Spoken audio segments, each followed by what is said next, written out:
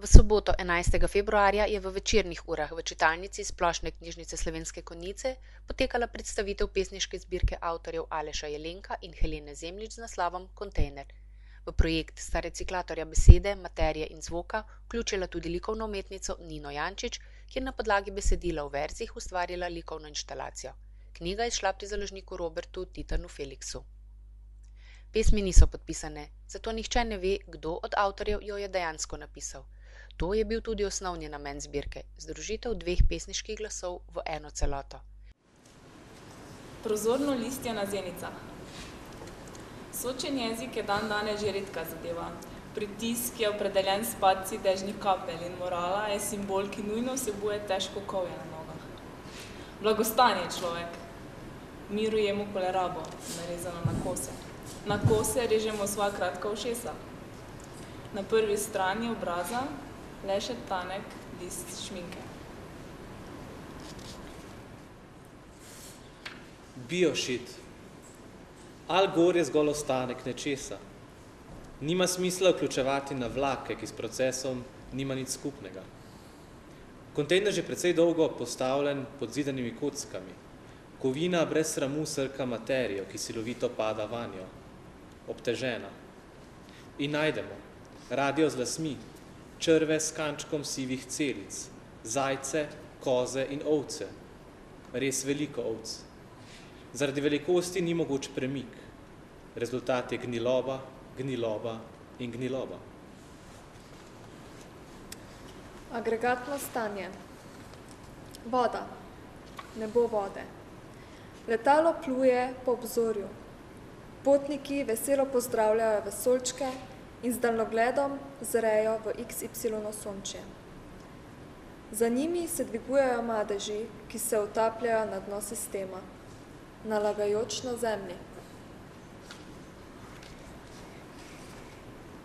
Antimaterialistično ena. Knjiga golta telefon. Marmor je postal neznosen.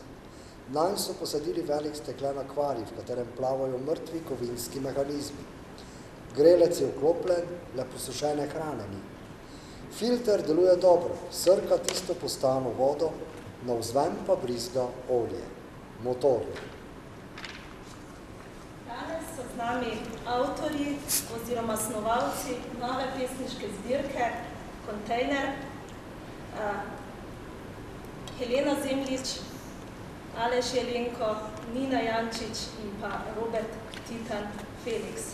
Najlepša hvala za ta uvodni recital. Pa mogoče avtorja tistega tekstovnega dela Helena in Aleš. Povejte, kako se je vse skupaj začelo in pa zakaj sploh ta skupni projekt?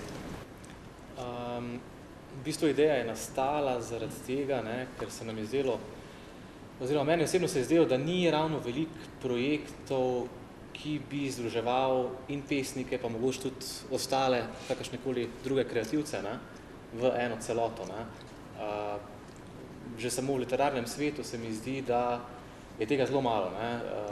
Nekako vsak stopa po neki svoji, tudi mogoče malo egoistični poti. Se mi zdi, da tudi v literaturi je že prisotna ta kapitalistična mašinerija, ki nekako postavlja svoje stebre na obe strani. Spomnim se mogoče še enega projekta, malo podobnega, mislim, da Robi, mogoče boš tudi ti vedel, mislim, da so bila Podlogar pa Čučnik, pred leti. Tisto povezano z New Yorkom. Ja, ena podobna zgodba, v bistvu dva pesnika sta se lotila ene skupne zbirke in meni se je nekako zdelo, da tega danes ni toliko veliko in na podlagi tega je v bistvu nastala pol ta zgodba. Je pa zagotovo težko združiti pol, če imaš več avtorjev, več pesnikov, vse skupaj združiti pol v eno pesniško govorico.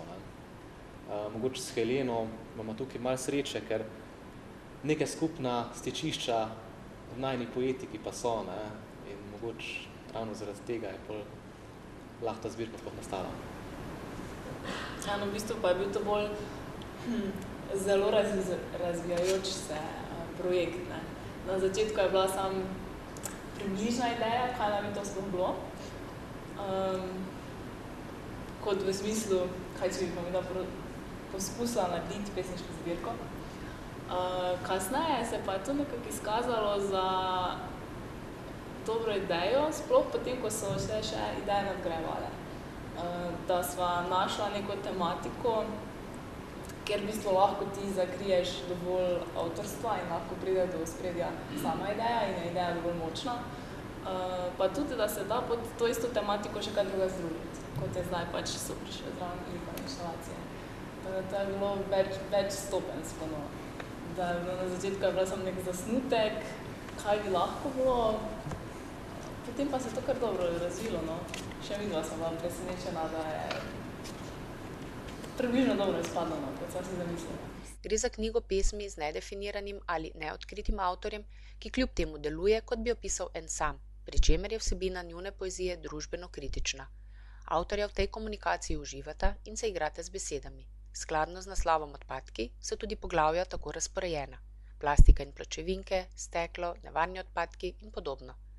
Pri smetiščnih pesmih gre torej predvsem za užitek v komunikaciji, ki je istočasno razporejanje pesniškega materiala po posameznih kontejnerjih. Ni pomembno, kateri glas pravi. V mojem statutu ni pravil, definicije si kuham sproti.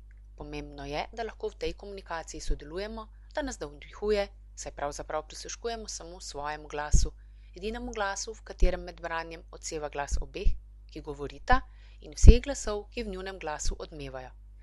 Smetiščne pesmi pa razen tega ohranjajo pomen kot poanto, v kateri se odraža kritična naravnanost do modernega kapitalskega sveta, producenta strahotnih grmad odpadkov nagrmadenih v črnih plastičnih vrečkah.